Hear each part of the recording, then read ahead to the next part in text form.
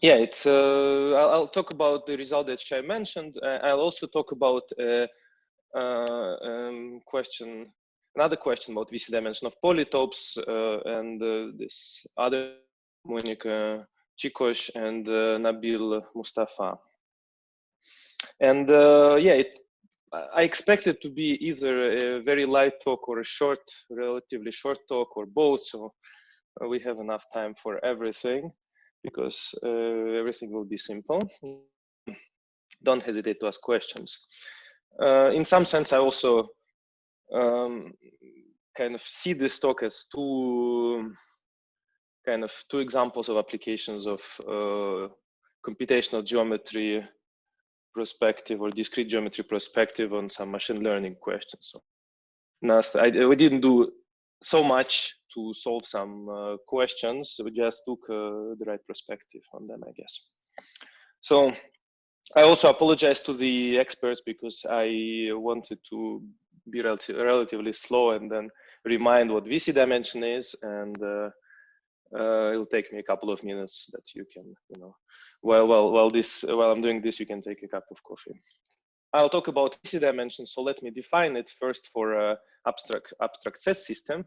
So yeah, here's my notation: finite set X, a power set to the X, and we have a family, which means just a collection of subsets of the power set of X. And for this family, we denote its projection on a subset Y as follows. And then formally, the definition is written here, but it means that we basically look at all intersections of sets from F with Y. So this is the projection. So the sets that we see in Y, intersecting them with F. And the VC dimension of a family is the size of the largest, actually just, I guess, here, the largest Y, size of the largest Y that is shattered, what is called shattered, and namely the size of the largest set on which we see all possible subsets of Y by intersecting it with sets from F. So this is the VC dimension.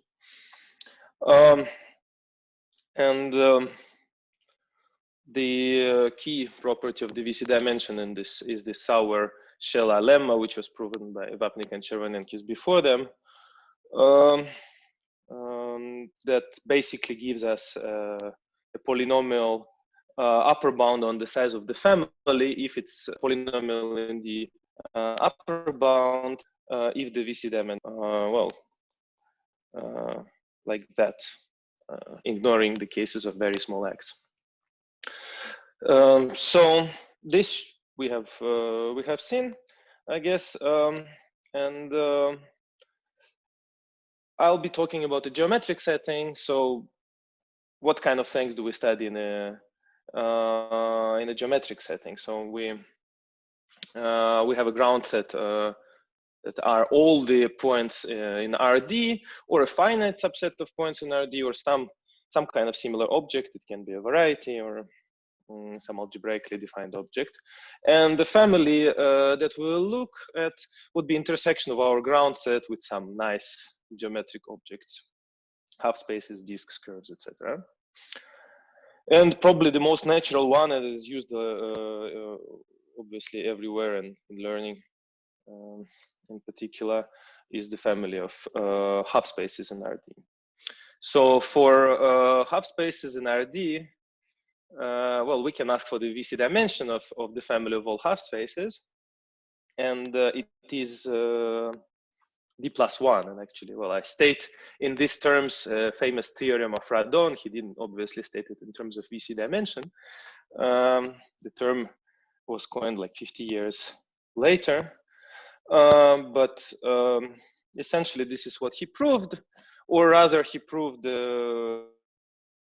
this bound. And Radon's theorem states that if you have any set X in RD of size at size exactly d plus 2, then you can split X into two sets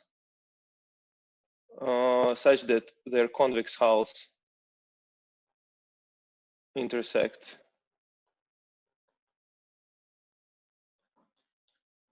Which basically means that you cannot, for whatever X you take of size d plus 2, there is a part of X that cannot be separated from the rest by a hyperplane. By this duality that we heard about today from Amir, which means that a certain subset of X wouldn't be possible to obtain as a projection by intersecting with half spaces. So yeah, and the lower bound is very easy. On the plane, it would be a triangle. In a space, it would be a high dimensional simplex. So if you take a triangle on the plane, obviously you can, every subset using a half plane and the same hold in the space. Well, how do we go from half spaces to polytopes? Well, first thing that we can do is it's an abstract. Well, it's a natural thing that we can do is to consider the following abstract notion. You take any family that you like and you fix an integer k, and then you look, say, at all k-wise intersections of sets from F. So these are intersections of k sets from F. And they do not have to be distinct. So in particular, this family contains the initial family. And well, we can ask, how does the VC dimension of this family depends on the VC dimension of the initial family F. And there is this theorem of Blumer, Ehrenfeucht, Hausler, and Wormuth, one of the first papers, learning papers, an important one that states that, well, there is a dependence. If the VC dimension of F is D, then the VC dimension of this F k-wise intersection is at most dk log k. It's a very easy statement, actually, and well, how one can prove it? Basically, just you use Sauer-Scheller lemma. So you know that size of F on any set Y, this thing is at most Y to the D. If D was the VC dimension, then naturally, if you look at the number of projections of this F k-wise intersection on Y, then it would be at most Y to the dk.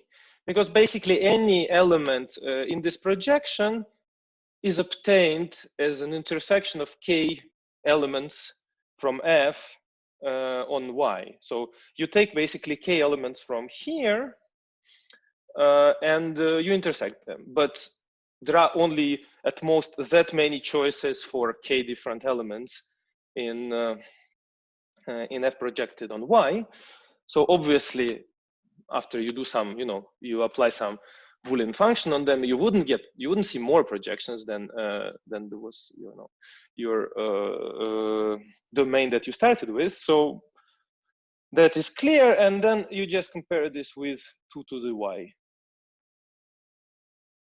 Because if you want to get the VC dimension of cardinality of Y, then you just need to compare it with 2 to the Y. You need to see all the projections, and this is how you get this bound. Surprisingly, in some sense, maybe it is tight. In general, so you can generate random families that achieve this bound up to vector. I just note here that theoretically, instead of this intersection, you can take any other Boolean function of your liking. It can be union, or it can be XOR, or it can be anything else that you would want to, and then the upper bound would work just as well because we didn't use any property of the intersection. Just the function had k variables basically. Okay, so Eisenstadt and Anglin and Eisenstadt later proved that this theorem is tight for families for VC dimension at least 5, then at least 2. And then the case that they were particularly interested in is the case of VC dimension of intersections of half spaces, which means basically polytopes with K facets. So speaking of this, well, K facet polytopes, as I mentioned, is just this operation that we defined on the previous slide applied to the family of all the half spaces in RD.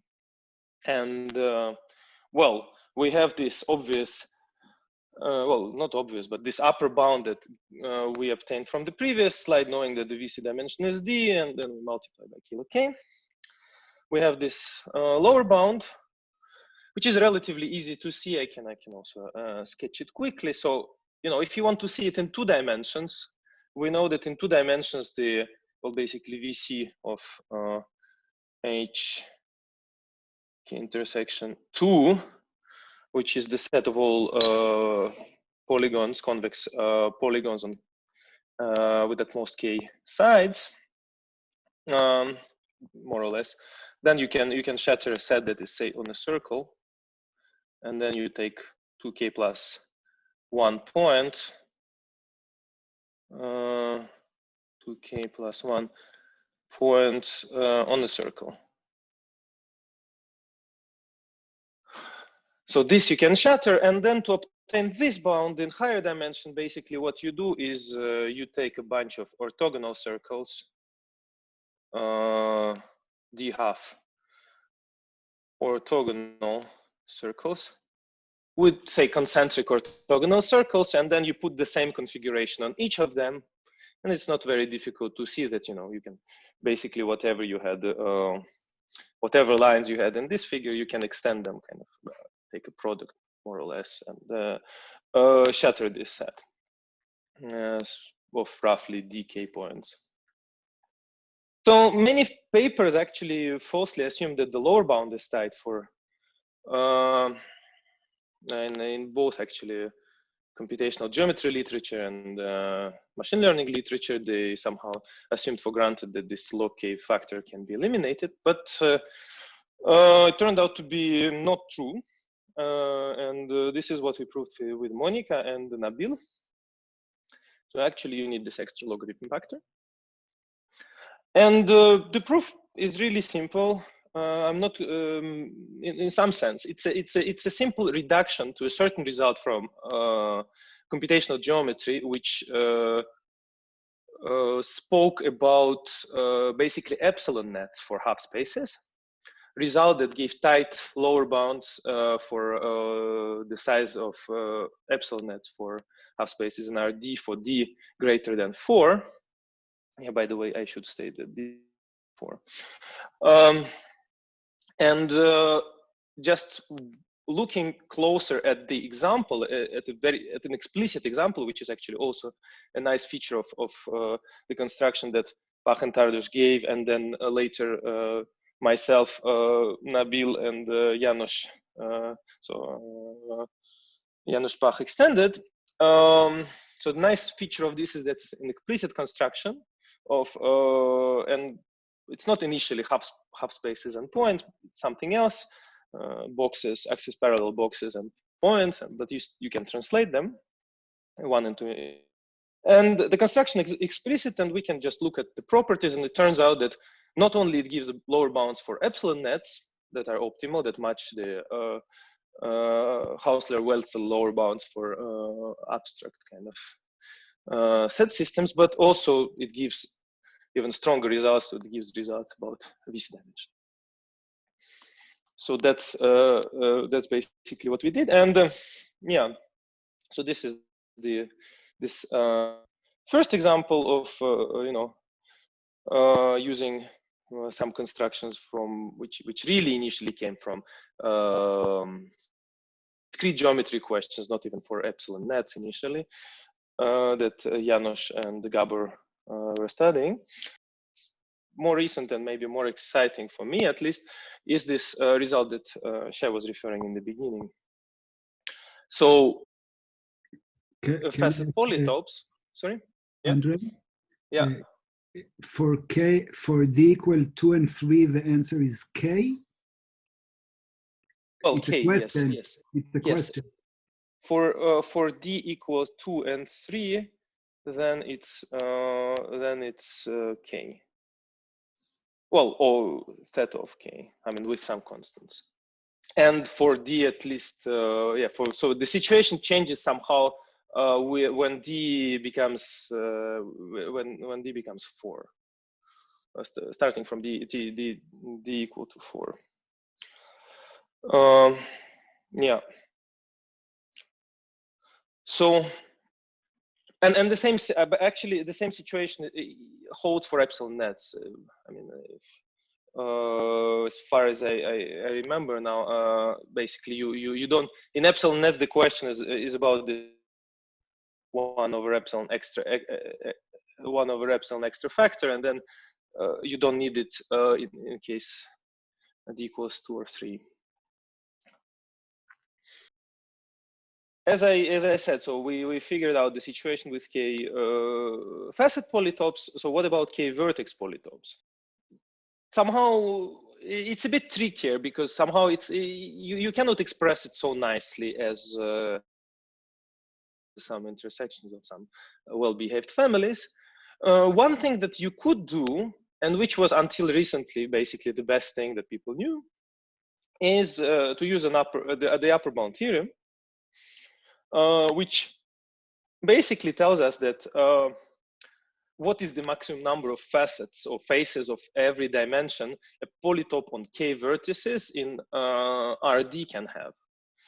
And roughly speaking, it tells us that if you have k vertices, then you have at most k to the d half facets. Some factor of d probably is missing or something like that. But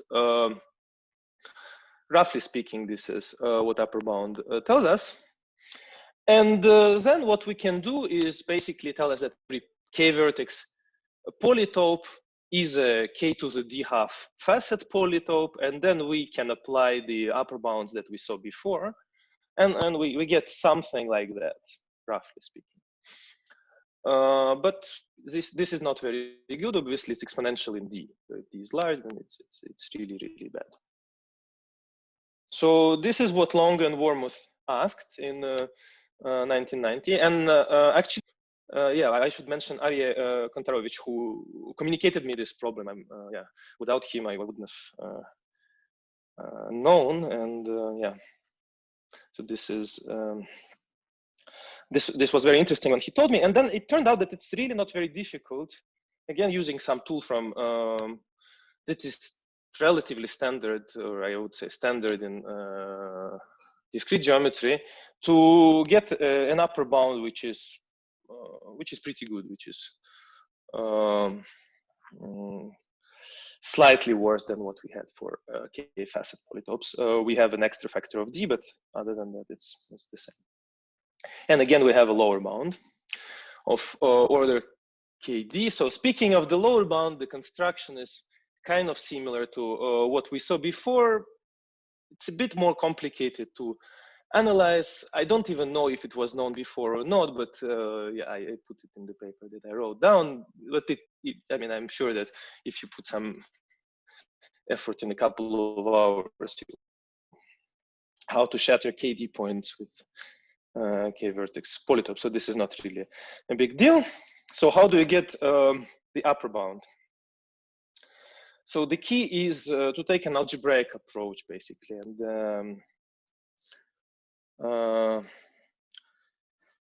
how do we do it? So first, and I'll really explain you the whole proof, I think, in the 15 minutes maybe that I have, or roughly 15 minutes, maybe even less. So we think of the points that we will be shattering as fixed. So this X in particular as a member of a family that will be trying to shatter as fixed. And the polytope P that has K vertices, or at most K, let's say K vertices, that is variable. So P is defined by KD variables. And we try to basically give some nice algebraic characterization of a point being contained in a polytope. So first of all, we note that Kartiadori's theorem tells us that if X is contained inside, or X is contained inside P, if and only if it is contained inside one of the D+1 simplices that its vertices form.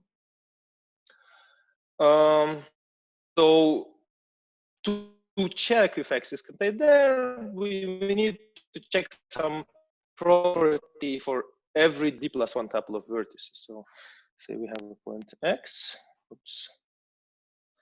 We have a point X, say contained inside some set of points Y1, Y2, Y3.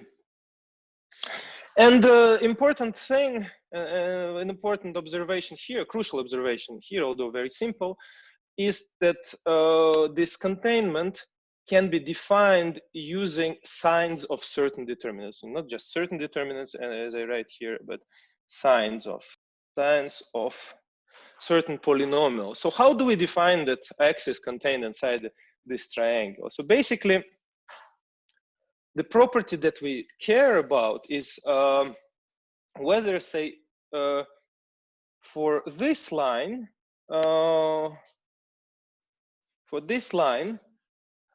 X is lying on the same side from this line as Y3. And to decide this, we basically need to compare signs of determinants where we say, right, Y1, Y2, Y3, like just coordinates in and then Y1, Y2, X. Basically, if the signs coincide, then they lie on the same side. So if determinant sign of this determinant is equal to sign of this determinant, then same side. If not, then different sides. Well,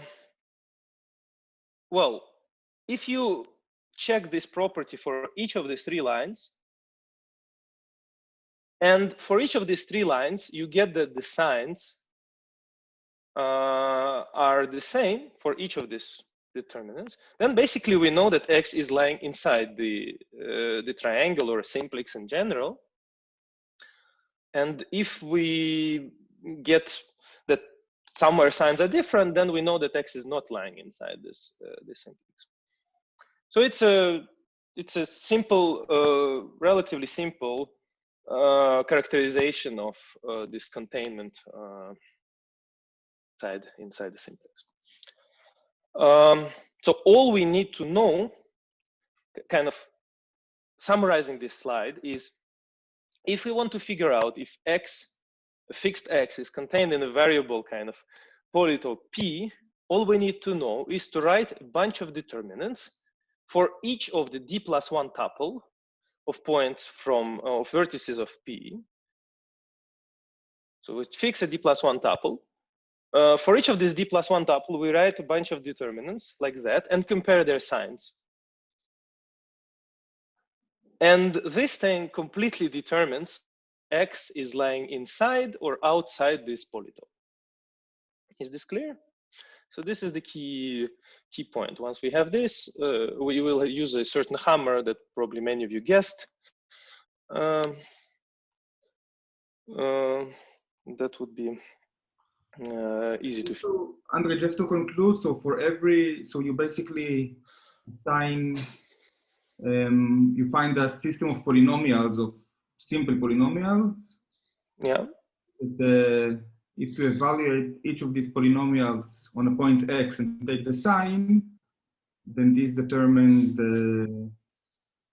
So important thing so X is fixed. So X is like is a part of coefficients of these polynomials. Mm-hmm. And then we start to evaluate the polynomials at different points. And these points are actually corresponding to the vertices of the polytope. So kind of depending on the polytope that we choose, we get different evaluations. And then we get different signs. Okay, so for every point X, you get a system of polynomials. Yes. So every point X defines a system of polynomials. Yes. And then we evaluate them depending on the vertices of the polytope that we have. Okay. And now to basically finish the proof, we need a certain hammer, and then to kind of formulate this hammer, I need the following definition. What is a sign pattern for a set of polynomials? So imagine a situation with basically you don't have to imagine anything else other than our situation. So we have a set of polynomials, L polynomials in M variables. And the situation that you should imagine it as M being much smaller than L.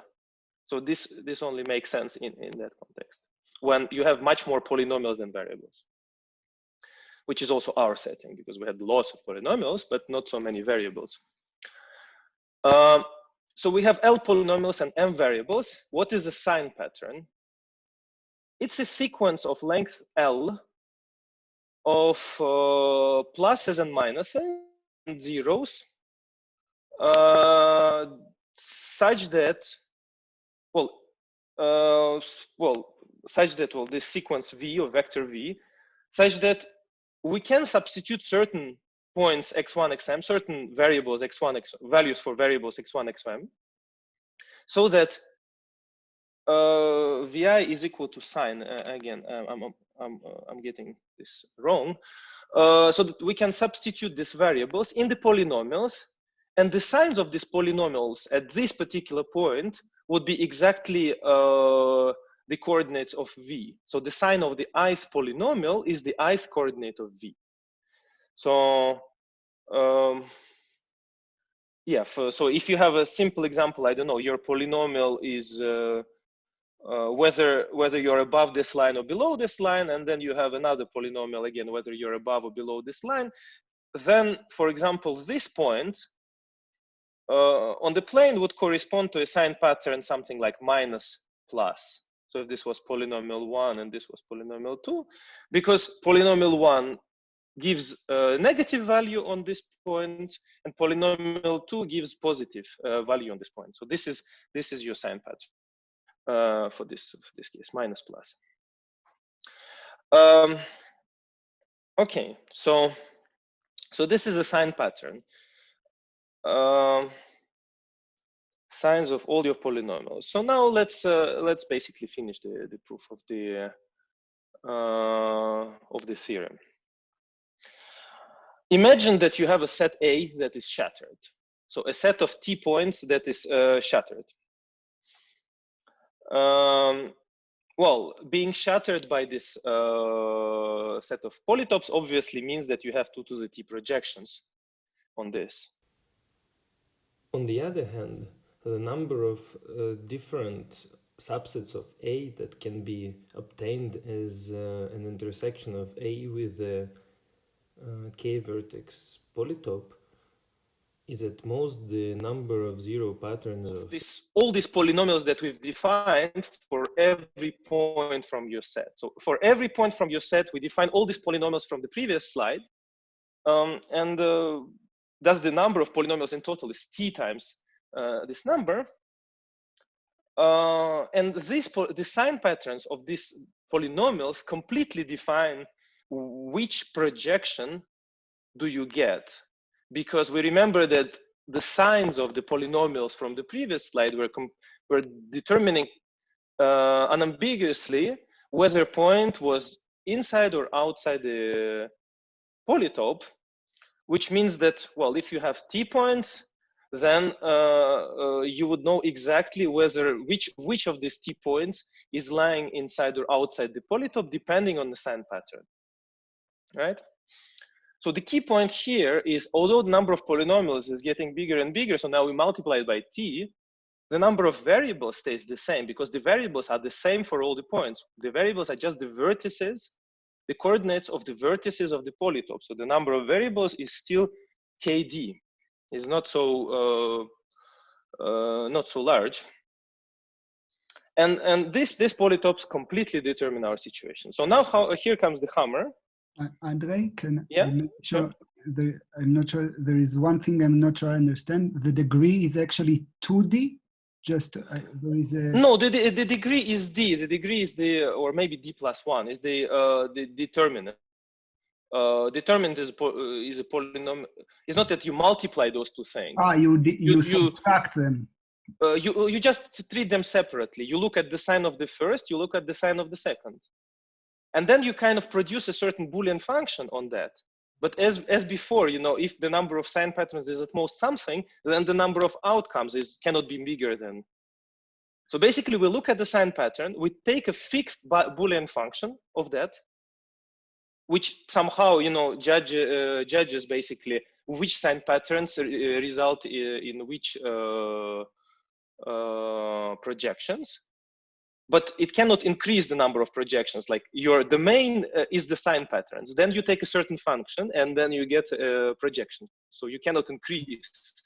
I see. This is more efficient than multiplying them. Yeah, it's more efficient. Even though we can multiply it, it wouldn't change much. We can, if you wish, we can multiply them. That'll just be degree 2D, but it doesn't really change anything. Yes. So here comes this Milnor-Tom theorem, which basically says that this number of sign patterns is polynomial in the number of polynomials. So while the number of variables goes to the exponent, the number of polynomials goes into the base of the exponent. So if you have few variables and lots of polynomials, you will see very few sign patterns. Because potential number of sign patterns is 2 to the number of polynomials, but you're very, very, very far from that.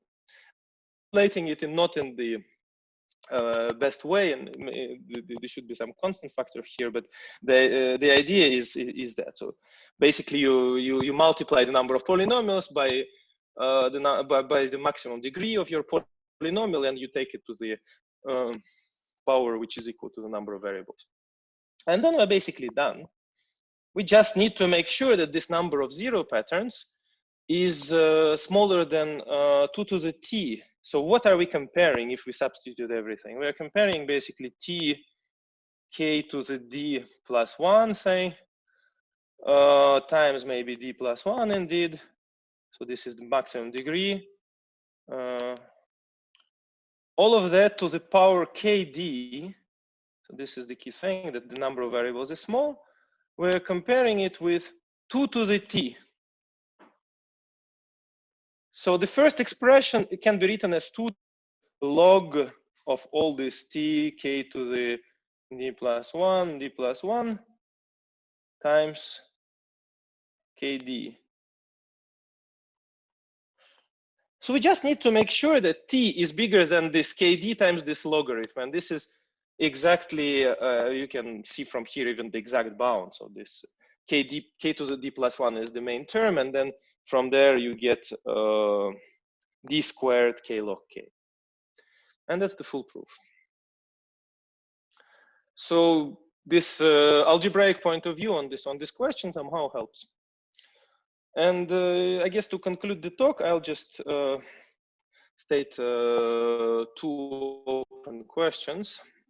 Well, I guess the second one relevant to the second part is to determine the asymptotics of this VC dimension VKD, or at least figuring out whether this log factor in K is necessary or it's an artifact of the proof, because this log K factor is of the same character as usual. It's coming because we're counting the number of projections, and then maybe it's not necessary, maybe it is necessary.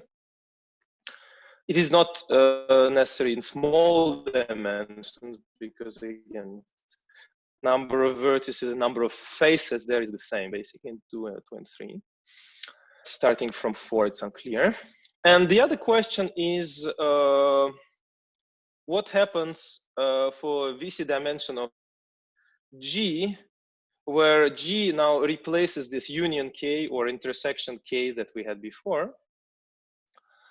So basically, you take your range space, you take a certain Boolean function of K ranges instead of the intersection or union, and then you look at how the VC dimension evolves and what is what should we expect here. My feeling is that one actually can get a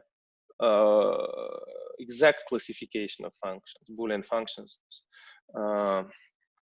based on somehow Boolean function properties on where or how does VC dimension behave in the worst case. Okay, and I'll stop here. Thank you for listening. Thank you, Andrey. I have one slightly technical question. Can you go back to the slide? Yeah. So here, if I look at the other one, yeah, the one. Mm-hmm.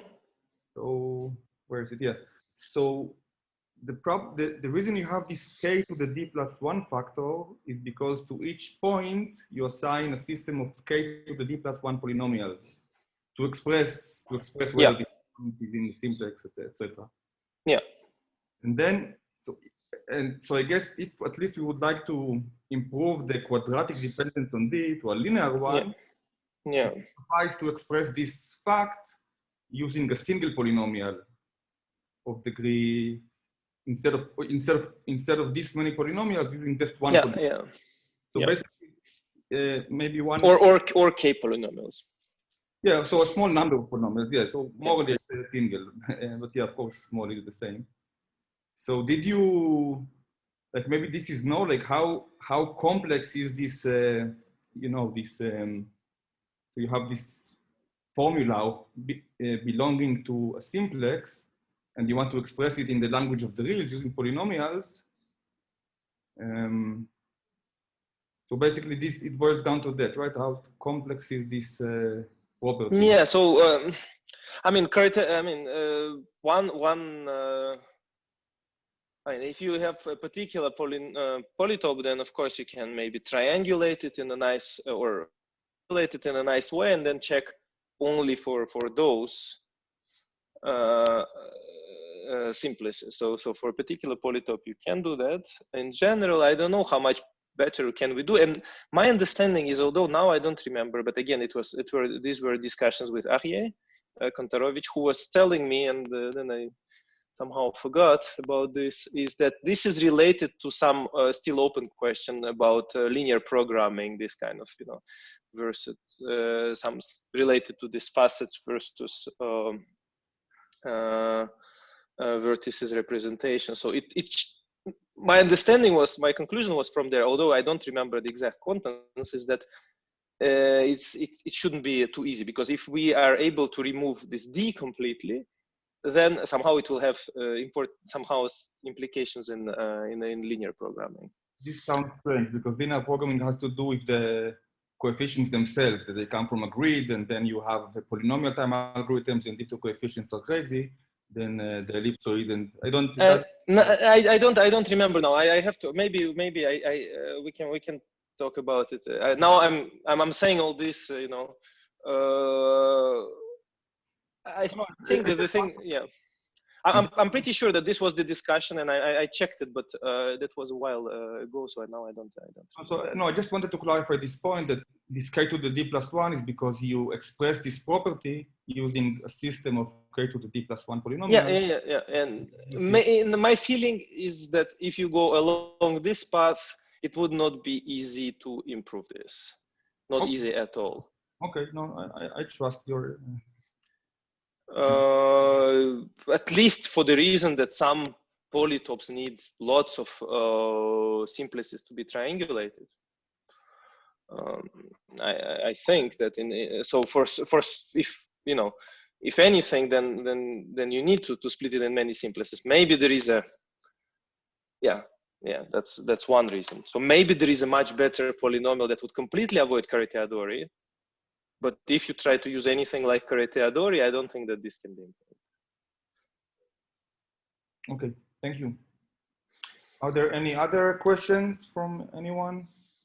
This is improvising, but you said that the construction is related to epsilon nets. Yeah, yeah. The lower bound. Yeah, so it came in the context, it appeared in the context of epsilon nets, yes. And polytopes are intersection of half spaces. And I had some paper with Shai about abstract epsilon nets, and there the intersection of halves, the analogy of intersection of half spaces was important. So is there, it's type of, is there maybe an abstract connection between understanding this intersection property when you intersect more and more, and epsilon net, and maybe the Radon number and some other. Yeah, I think there is. I think basically these VC results are strictly stronger than the epsilon net results. So basically, from this property that, you know, if you take if you intersect, at least in the context that let me think. So I think that one can define basically, given a shattered set, one can get a certain epsilon net result from there. So from the fact that there you see every subset, in particular you see every subset of a fixed size, and then it's not easy to hit it somehow. So something of that sort.